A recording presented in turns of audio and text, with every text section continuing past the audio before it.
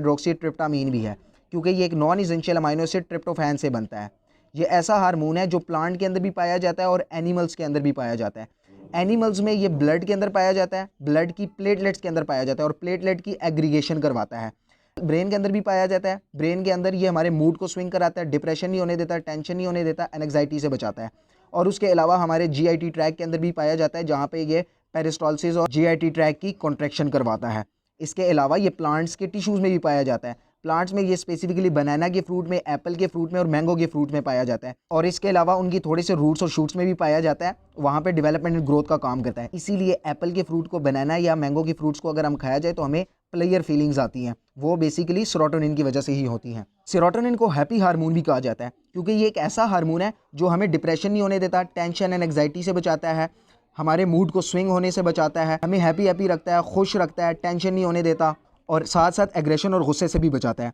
तो जिन बंदों को डिप्रेशन या टेंशन या एंग्जाइटी होती है तो उनमें सेरोटोनिन और डोपामिन का लेवल कम हो जाता है। तो इसीलिए जितनी भी डिप्रेशन की ड्रग्स होती हैं तो उनका मेन काम ये होता है कि या तो वो सेरोटोनिन के लेवल को इंक्रीज कर दें या सेरोटोनिन की जो अपटेक होती है न्यूरोट्रांसमीटर के थ्रू उसको कम कर दिया जाए। तो डिप्रेशन और एंग्जाइटी के टेंशन में सेरोटोनिन का बेसिकली लेवल कम हो जाता है या डोपामिन का लेवल कम हो जाता है। डिस्कवरी की अगर हम बात करें ना, तो सबसे पहले ये हमें सीरम के अंदर मिला था।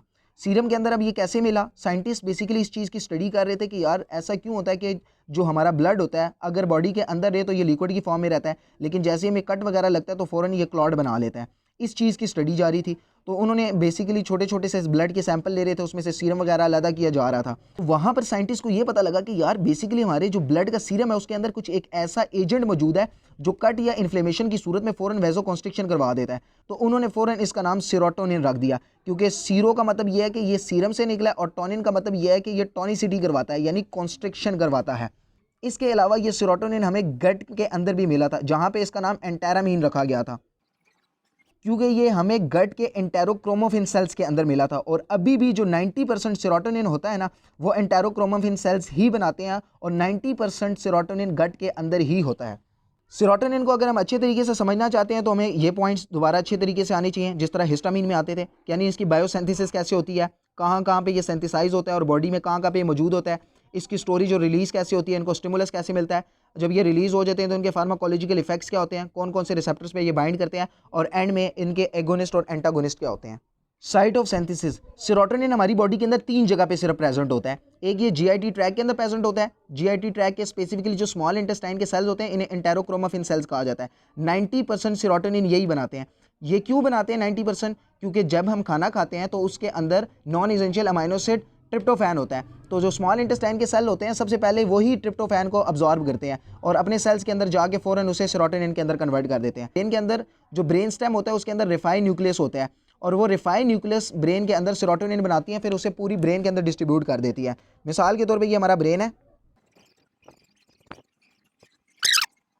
ये जो ब्रेन स्टेम होता है इसी के अंदर ये रिफाइन न्यूक्लियस होती है, यहाँ पे सेरोटोनिन तैयार होता है, फिर वो जो सेरोटोनर्जिक न्यूरॉन्स के एक्सॉन्स के फाइबर्स होते हैं वो पूरे ब्रेन के अंदर फैले हुए होते हैं। अब चूंकि इस सेरोटोनर्जिक न्यूरॉन्स के फाइबर्स पूरे ब्रेन के अंदर फैले होते हैं तो इसीलिए पूरे ब्रेन के फंक्शनिंग को ये कंट्रोल कर रहे होते हैं। अगर टेम्परेचर कम हो गए तो टेम्परेचर को बढ़ाने में, अगर खाना वगैरह कम खा लिया, एपिटाइट की कमी है तो उसके लिए, डिप्रेशन के लिए, टेंशन के लिए, एंग्जाइटी के लिए, थिंकिंग एबिलिटी, सारी चीज़ों को ये कंट्रोल करती हैं।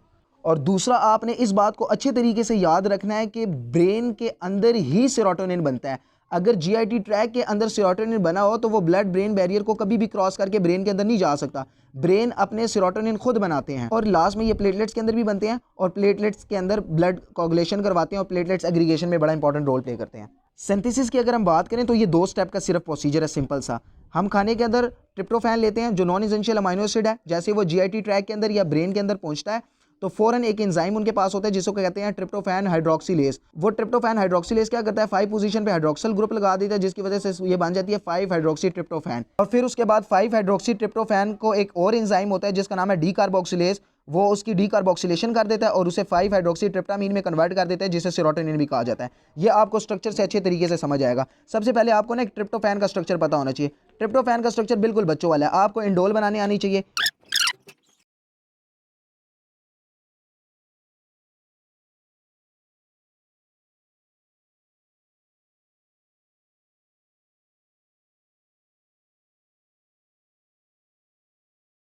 सिंथेसिस हमें ज़्यादा अच्छे तरीके से तब समझ आएगी जब हमें ये स्ट्रक्चर समझ आ जाएंगे।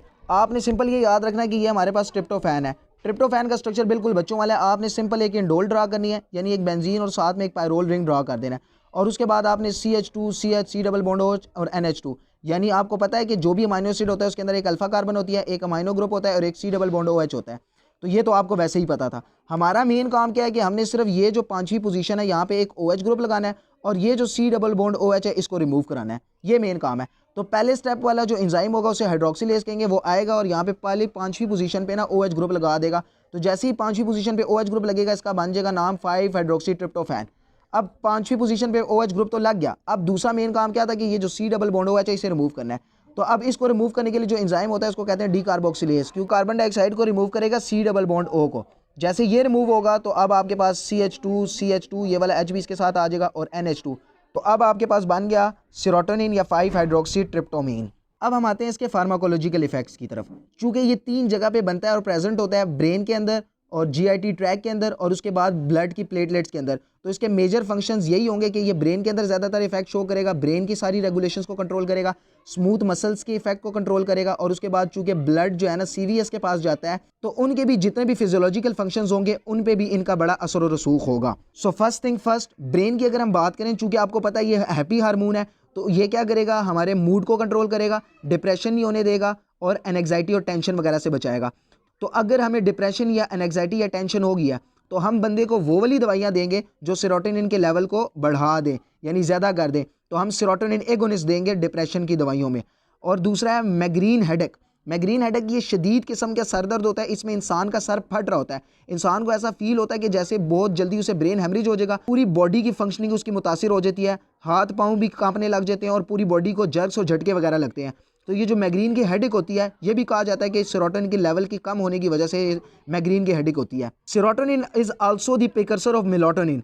जो मेलाटोनिन होता है ना वो भी सेरोटोनिन की वजह से ही बनता है। जब सेरोटोनिन बन जाता है फिर आगे 2 एंजाइम और होते हैं जो सेरोटोनिन को मेलाटोनिन में कन्वर्ट कर देते हैं और मेलाटोनिन हमारे स्लीप एंड वॉक साइकिल को और सर्केडियन रिदम्स को कंट्रोल करता है। इसके अलावा ये एपिटाइट को भी कंट्रोल करता है। जो वेगस नर्व होती है ना उसका मेन काम ये होता है कि हमारी जो एपिटाइट वगैरह होती है ना उसको कंट्रोल करता है। तो वेगस नर्व की जो सिक्रीशन होती है वो सेरोटोनिन पे बड़ी डिपेंड करती है। तो इसीलिए जिन बंदों में डाइट की कमी होती है, जिन बंदों को भूख कम लगती है, तो हम उन्हें ऐसी दवाइयाँ देते हैं जो सेरोटोनिन के लेवल को इंक्रीज़ कर देती हैं GIT ट्रैक के अंदर। जब सेरोटोनिन बढ़ता है तो बंदे को भूख ज़्यादा लगती है और वो ज़्यादा खाना खाता है।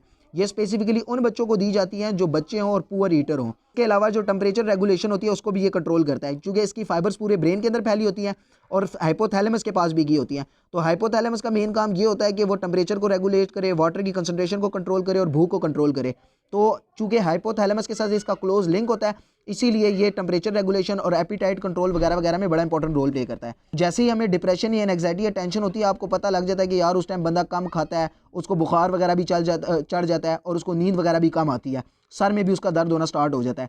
क्योंकि डिप्रेशन और एंग्जाइटी सेरोटोनिन के कंट्रोल में, इसीलिए ये सारे फैक्टर्स भी सेरोटोनिन के कंट्रोल में ही आते हैं। नेक्स्ट अगर हम कार्डियोवैस्कुलर सिस्टम की बात करेंगे, इस पे इसका क्या फिजियोलॉजिकल रोल है, तो कार्डियोवैस्कुलर सिस्टम में ये ब्लड प्रेशर को कम करता है। आपको पता है कि ब्लड प्रेशर कब रेज होता है बंदे का, जब उसे टेंशन हो, डिप्रेशन हो जाए, लड़ाई झगड़ा हो जाए, टेंशन हो जाए। चूंकि ये टेंशन और डिप्रेशन करवाता ही नहीं है तो वो नहीं करवाएगा तो ब्लड प्रेशर भी नहीं बढ़ेगा और हमारा ब्लड प्रेशर नॉर्मली डाउन रहेगा। जब ब्लड प्रेशर डाउन रहता है इसका मतलब ये है कि हमारी हार्ट रेट तेज़ हो जाती है, हार्ट बीट बेसिकली तेज़ होती है, तभी कार्डियक आउटपुट बढ़ती है और ब्लड प्रेशर को रेज करवाने की कोशिश की जा रही होती है। तो जो CVS होगा उस पे इनके रोल क्या होंगे कि ये ब्लड प्रेशर को कम करेगी, हार्ट रेट को और पेस मेकर के रेट को ये बढ़ा देगी। उसके अलावा सबसे ज़्यादा इंपॉर्टेंट रोल आपने ये याद रखना है कि ये पावरफुल वेजो कॉन्स्ट्रिक्टर है। क्योंकि आपको पता है ना कि ये मिला कहाँ से था, सीरम के अंदर से मिला था। सीरम के अंदर ये कौन सा रोल प्ले करता, वेजो कॉन्स्ट्रिक्टर का रोल प्ले करता। लेकिन यहाँ पे ट्विस्ट ये आता है कि जो छोटी ब्लड वेसल्स होती हैं, जो नॉर्मल स्मूथ मसल्स की ब्लड वेसल्स होती हैं जो हमारे कंट्रोल में नहीं होती है, वहाँ पे तो ये वेजो कॉन्स्ट्रिक्शन काज करता है। लेकिन जो हमारे मसल्स के सेल होते हैं, स्केलेटल मसल्स के सेल जहाँ जिसको हम कंट्रोल कर सकते हैं, वहाँ पे ये वेजो डायलेशन क्रॉस करता है। और सबसे मेन इंपॉर्टेंट रोल इसका ये है कि ये triphasic blood pressure response show करता है। ट्राइफेजिक ब्लड प्रेशर रिस्पॉन्स का मतलब ये है कि पहले ये ब्लड प्रेशर को कम कर देगा, उसके बाद ब्लड प्रेशर को बढ़ा देगा, फिर उसके बाद दोबारा कम कर देगा। ऐसा क्यों होता है? जैसे ये ब्लड प्रेशर को कम करेगा, हार्ट बीट तेज़ हो जाएगी, कार्डियक आउटपुट ज़्यादा हो जाएगी, तो ब्लड प्रेशर दोबारा बढ़ जाएगा। जैसे ही ब्लड प्रेशर दोबारा बढ़ेगा तो ये दोबारा वेजो डायलेशन करवा देंगे स्केलेटल मसल्स के अंदर। जैसे ही वेजो डायलेशन होगी दोबारा ब्लड प्रेशर कम हो जाएगा। तो ये जो ट्राइफेजिक ब्लड प्रेशर रिस्पॉन्स है ये भी इसका बड़ा ज़्यादा इंपॉर्टेंट फंक्शन है। नेक्स्ट, स्मूथ मसल्स या GIT ट्रैक पे क्या इफेक्ट्स हैं? चूंकि ये बनता ही स्मूथ मसल्स के अंदर है और स्मूथ मसल्स के अंदर इनका मेन काम यही होता है कि ये कॉन्ट्रैक्शन करवाएं जीआईटी ट्रैक की, ताकि अगर जीआईटी ट्रैक के अंदर कोई चीज़ें हजम नहीं हो रही हैं तो जल्दी से वो हजम हो जाए, गैस्ट्रिक जूस ज़्यादा रिलीज हो जाए, जिसकी वजह से मिक्सिंग अच्छे तरीके से हो सके, जो भी काइम वगैरह बना है तो वो बॉडी से जल्दी एलिमिनेट हो जाए। तो इसका मेन काम ये होता है कि ये पेरिस्टालसिस मूवमेंट करवाता है, जिसकी वजह से बंदे को डायरिया भी हो सकता है। नेक्स्ट आते हैं सेरोटोनिन के रिसेप्टर्स। सेरोटोनिन के ना बेसिकली 15 टाइप्स के रिसेप्टर्स हमें मिले हैं और उसकी 7 फैमिलीज है, यानी 5HT1, 5HT2, 5HT3, 5HT4, 5, 6 और 7, ये 5 सेरोटोनिन की फैमिलीज है। HT क्यों कहा जाता है? क्योंकि हमें पता है कि इसका क्या नाम है, 5 हाइड्रोक्सीट्रिप्टामीन, तो 5 हाइड्रोक्सीट्रिप्टामीन 1, 5 हाइड्रोक्सीट्रिप्टामीन 2, जबकि इससे पहले हमने हिस्टामीन पढ़ा था तो उसके सिर्फ 4 थे, H1, H2, H3 और H4, और इसके 7 हैं। और मज़े की बात यह है कि ये जो 7 फैमिलीज़ हैं ना, इनमें से 6 ऐसी हैं जो जी प्रोटीन कपल्ड रिसेप्टर है, और सिर्फ एक ऐसी है जो 5HT3 है, ये लाइगेंड गेटेड है। लाइगेंड गेटेड आपको पता है इसका मेन काम हार्ट के पास या जो स्मूथ मसल्स होते हैं, स्पेसिफिकली जो जीआईटी ट्रैक होती है उनमें ज़्यादातर होते हैं, तो ये जीआईटी ट्रैक के अंदर ज़्यादातर होंगे और इनका मेन काम एमिसिस होता है, यानी उल्टी वगैरह करवाना होता है। अब इनमें से जो कुछ रिसेप्टर्स ऐसे हैं जो जिनके इंपॉर्टेंट फंक्शन है, और वो इंपॉर्टेंट फंक्शन आपको हर टाइम याद होने चाहिए, क्योंकि आप अगर सेरोटोनिन के अच्छे तरीके से फिजियोलॉजिकल इफेक्ट्स पढ़ना चाहते हैं। उसमें से जो सबसे पहले है 5HT3 याद होना चाहिए। 5HT3 हमारे उल्टी करवाने के लिए बड़ा इंपॉर्टेंट रोल प्ले करता है, इसीलिए जब हम उल्टी की दवाई देते हैं जिनमें ऑनसेट आती है, जिनको ऑनडेंसिट्रॉन भी कहते हैं, उसका मेन काम ये होता है कि वो 5HT3 रिसेप्टर को ब्लॉक कर देता है। जब 5HT3 रिसेप्टर ही ब्लॉक हो जाता है तो हमारी उल्टी बिल्कुल ठीक हो जाती है।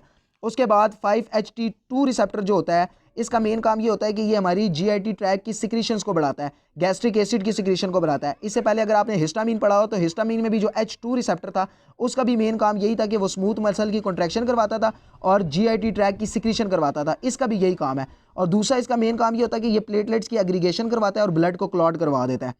अगर 5HT1 रिसेप्टर की बात की जाए तो ये ब्रेन के अंदर होता है, और ब्रेन के अंदर ये बिहेवियर को, मूड को और टेंशन और डिप्रेशन वगैरह को कंट्रोल कर रहा होता है। 5HT4 रिसेप्टर की अगर हम बात करें, ये भी सेंट्रल नर्वस सिस्टम के अंदर होता है और प्रोकाइनेटिक इफेक्ट्स वगैरह को ये कंट्रोल करता है। नेक्स्ट हमने सेरोटोनिन के एगोनिस्ट और एंटागोनिस्ट पढ़ने हैं, तो पहले हम एंटागोनिस्ट पढ़ देते हैं। एंटागोनिस्ट का मतलब ये है कि अगर सेरोटोनिन का लेवल ज़्यादा हो जाए, तो अगर इसका लेवल ज़्यादा होगा तो ये क्या कराएगा, वेजोकॉन्स्ट्रिक्शन ज़्यादा करा देगा, ब्लड की एग्रीगेशन ज़्यादा करा देगा, जीआईटी ट्रैक के अंदर से सिक्रीशन ज़्यादा करवा देगा, जो हमारे लिए नुकसानदेह है। तो हम सेरोटोनिन के एगोनिस्ट एंटागोनिस्ट देते हैं जो उन सेरोटोनिन के इफेक्ट को कम करती है। उनमें 5 नाम ऐसे हैं जिनको आपने ज़ुबानी याद करना है, इसमें रट्टे वाली चीज़ें होती हैं। फिनॉक्सीबेंजामीन, सिप्रोहेप्टाडीन, किटेंसिरिन, रिटेंसिरिन और ऑनडेंसिट्रॉन। ऑनडेंसिट्रॉन ऑनसेट के नाम से आती है जो उल्टी के लिए होती है। तो ये 5 नाम है, इसका स्क्रीनशॉट ले लें और इसे जल्दी से याद कर लें। इनमें से जो इंपॉर्टेंट ड्रग्स हैं, जैसे रिटेंसिरिन हो गया, ऑनडेंसिट्रॉन हो गया और सिप्रोहेप्टाडीन हो गया, इसके जो इंपॉर्टेंट फंक्शन है वो हम एक एक पढ़ लेते हैं ताकि हमें पता लगे कि यार ये दवाइयाँ हम देते किस लिए हैं। किटेंसिरिन की अगर हम बात करें तो ये सिलेक्टिव 5HT2 रिसेप्टर ब्लॉकर्स है। आपको पता है कि HT2 रिसेप्टर क्या काम करते थे, वो वेजो कॉन्स्ट्रिक्शन करते थे और प्लेटलेट्स की एग्रीगेशन करते थे। तो ये इसका मेन काम ये होगा कि ये ऐसी दवाइयाँ होंगी जो वेजो डायलेशन करवाएंगी और प्लेटलेट्स की एग्रीगेशन को स्टॉप कर देंगी। वेजो डायलेशन की ज़रूरत हमें कब पड़ती है, जब हमारा ब्लड प्रेशर ज़्यादा हो जाता है। जब ब्लड प्रेशर ज़्यादा हो जाता है तो हम चाहते हैं कि वेजो डायलेट हो जाए, ब्लड वेसल्स डायलेट हो जाए और ब्लड प्रेशर कम हो जाए। तो इसका मतलब ये है कि ये हम दवाइयाँ उस टाइम देंगे जब हमारा ब्लड प्रेशर ज़्यादा होगा और ब्लड प्रेशर को हमने कम करना हो, या तो ये हम दवाइयाँ तब देंगे जब हमें ब्लड को क्लॉट ना करवाना हो और ब्लड को जो है ना थिन करवाना हो। स्पेसिफिकली जो कार्डियोवैस्कुलर प्रॉब्लम्स होती हैं, जब हार्ट अटैक के इश्यूज़ होते हैं, जब बंदे को स्टंट डले होते हैं, तो हमें चाहिए होता है कि हमारा जो खून हो जाए वो ज़्यादा पतला हो जाए, गाढ़ा ना हो, तो वहाँ पर भी इस किटेंसिरिन को दिया जाता है। इसके अलावा ये जो ब्रोंको डायलेशन करवाती है, जो किटेंसिरिन होती है ना, ये 5HT2 रिसेप्टर को ब्लॉक कर देती है। और 5HT2 रिसेप्टर का एक काम ये भी होता है कि वो ब्रोंको कॉन्स्ट्रिक्शन करवाता है, स्पेसिफिकली जो अस्थमा वगैरह एलर्जिक रिएक्शंस करवाता है। क्योंकि आपको पता है ये लोकल ऑटोकॉइड्स है और ऑटोकॉइड्स का मेन काम क्या होता है कि ये एलर्जिक रिस्पॉन्स शो करते हैं, एनाफाइलैक्सिस करवाते हैं। तो इसका मेन काम ये होगा कि ये ब्रोंको डायलेशन करवा देगा एयरवेज की और स्मूथ मसल्स की, जिसकी वजह से आपको सांस नॉर्मल तरीके से आएगा। नेक्स्ट है ऑनडेंसिट्रॉन। ऑनडेंसिट्रॉन मैंने आपको बताया कि ऑनसेट के नाम से आती है और ये उल्टी की दवाई होती है। चूँकि 5HT3 रिसेप्टर हमारी उल्टी के लिए होता है, तो हम ये दवाई इसलिए देते हैं कि ये 5HT3 रिसेप्टर को ब्लॉक कर दे और उल्टी ना हो हमें। नेक्स्ट है सिप्रोहेप्टाडीन। सिप्रोहेप्टाडीन बेसिकली उन बच्चों को दी जाती है जो खाना वगैरह नहीं खाते, ताकि उनको भूख लगे और वो ज़्यादा से ज़्यादा खाना खाएं और उसके बाद उनकी जो फिजिकल ग्रोथ है वो अच्छे तरीके से हो सके। इसके अलावा इसका ये काम भी होता है कि ये एंटी हिस्टामिनिक है। एंटी हिस्टामिनिक का मतलब ये है कि जो हिस्टामिन की वजह से एलर्जी होती है, एलर्जिक रिस्पॉन्स होते हैं, सांस लेने में इशू होता है, या जो आपको खारिश वगैरह लग जाती है, इचिंग वगैरह होती है, उसमें भी ये सिप्रोहेप्टेडीन बड़ा इंपॉर्टेंट रोल प्ले करेगा और साथ साथ में थोड़ी सी सिडेशन वगैरह भी कराएगा। नेक्स्ट है सेरोटोनिन एगोनिस्ट। सेरोटोनिन एगोनिस्ट का मतलब ये है कि यार अगर सेरोटोनिन का लेवल किसी तरीके से कम हो जाएगा तो अब हम ये दवाइयां देंगे ताकि सेरोटोनिन के जो नॉर्मल फंक्शन है ये वो करवा सके। आपको पता है अगर सेरोटोनिन का लेवल कम हो जाएगा तो हमें डिप्रेशन हो जाएगी, टेंशन हो जाएगी, एंग्जाइटी हो जाएगी, भूख वगैरह कम लगेगी। तो इनका काम बेसिकली कि यही होगा कि ये डिप्रेशन ना होने दे, टेंशन ना होने दे और भूख वगैरह को आहिस्ता आहिस्ता इस तरीके से बढ़ाते रहे। तो उनमें आती हैं सुमाट्रिप्टॉन।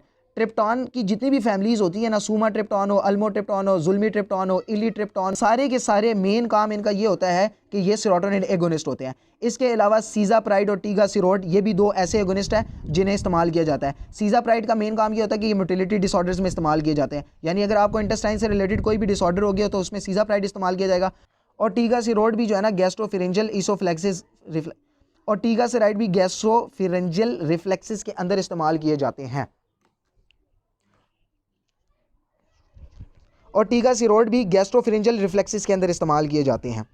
तो ये सारा का सारा हमारा सेरोटोनिन से रिलेटेड था। उम्मीद है कि आपको वीडियो पसंद आई होगी। पसंद आई है तो लाइक करें, कमेंट्स करें। ओके, अल्लाह हाफिज़। तो ये सारा हमारा सेरोटोनिन से रिलेटेड था। उम्मीद है कि आपको वीडियो पसंद आई होगी। पसंद आई है तो लाइक करें, कमेंट्स करें। ओके, अल्लाह हाफिज़।